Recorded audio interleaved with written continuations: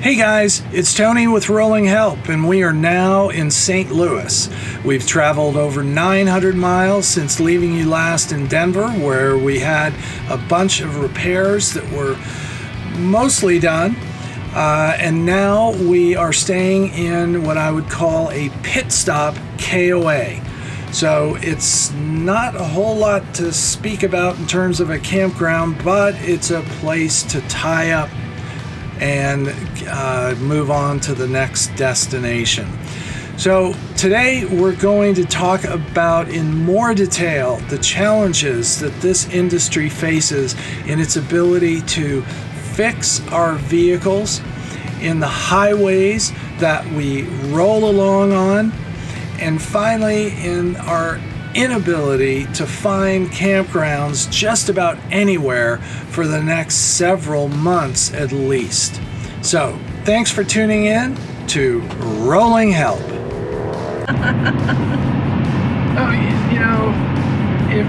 The whole premise of this is pretty much insane. So, we're towing close to 10 tons. I think the truck weighs about 3 tons. So we're rolling down the road and, metal against metal, brake pads that, all the brakes are new, so that's a good thing. But this is all an exercise in blind faith. We're praying. Hey folks, Chris and Tony here from Rolling Help, and boy, do we have some news for you. So last time we were with you, we were a little frantic because we were dealing with a number of warranty repairs with our dealer. I guess about 2/3 of them were fixed. A couple of those fixes don't seem to be fixed, but a few things have been handled, and we appreciate that. But we went in with the slides barely closing, the window casing that contains the blinds had literally fallen off, the trim work coming down. I mean, come on, we had taken 2 trips, a total of 4,000 miles. So, what do we have to anticipate in the future? Well, all you can do in this full-time RV world is go on. Right. And in our case, we are running a foundation that supports food banks around the nation in small towns. So our commitment to our donors, to ourselves, is that we're going to keep traveling for, the foreseeable future. We're talking years. So is a fifth wheel really the right vehicle and configuration to do that? Because this brings us to the next area of concern that we've developed since we've been on the road, and that is the condition of the highways. Oh my gosh. So here we are, we're slamming down the highway, we're carrying 10 tons, a little less than 10 tons behind about a 3-ton truck. And the brakes that are on the truck, it's an F450. They're as heavy duty as possible. But are they enough to stop all that weight?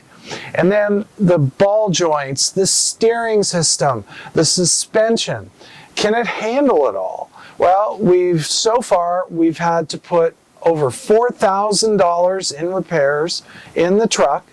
We've got it up to speed. And hopefully we won't have any more, but we had to put a new brake job on for over $1,000 for the front pads and rotors, just because we lost the trailer brakes in one incident going down a pass in Utah. So the littlest things can develop into big repairs. So that's the other thing that we're concerned. And the final thing is campgrounds. Now, we all know, or we've certainly learned, the RV world has exploded. Oh my gosh, you can totally tell. When you're on the road, you see, it's just lane after lane, car after car with different types of trailers. Right. A-class. Oh my gosh. Yeah, tow trailers, whatever the heck they're There's called. so many. Fifth wheels and Class A's. Right. Yeah, I mean, and you have to wonder, where are all these trailers and campers and diesel push? Where are they parking? Yep. Well, try finding a campground for July 4th. Not going to happen. Try finding one for Labor Day. Not going to happen. Try finding one for the entire summer. It's nearly impossible. Now you think it's just because of the holiday, and you think it's just because the beautiful weather and summer Coming out of COVID. Right. You think. But there are black market reservations that you can get on Craigslist at a very inflated price by people who have grabbed up reservations and now are reselling them through Craigslist is the most popular and other ways. And so you end up getting a campground that you show up, it's not even in your name. Nope. And you paid a very inflated price. So you risk getting busted at the gate, and certain state parks have made it clear that they are looking out for essentially fictitious reservations.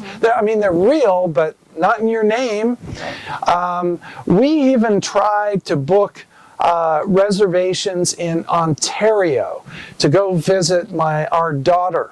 And there's not a single reservation in the whole province for the summer.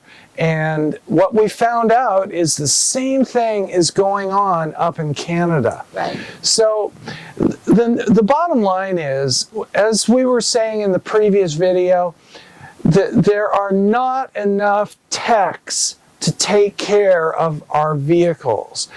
There are not enough campgrounds to take care of the volume of RVs and campers that are out there. And the highways and the vehicles we're using to pull them, it's a stretch. So we all have a big challenge on our hands. And as Chris said the last time, let's get a discussion going. What tips, what suggestions do you have for us? Because I call myself the RV idiot. But for sure, we are totally inexperienced. We are less than 2 months into a full-time commitment. We're trying to do some good out here. Right. And it's a challenge. Yeah. So whatever suggestions you have, please give them to us. Yes, write in the comments. Let us know. I mean, if there's something that we're missing, or a website, or if there's some kind of app that we don't know anything about, please share in the comments below. Yeah. And, it's really sad that we have some people out there that are really taking advantage of the situation. But, if we can shed some light on it, there. Yeah. And we're asking you to subscribe. Right.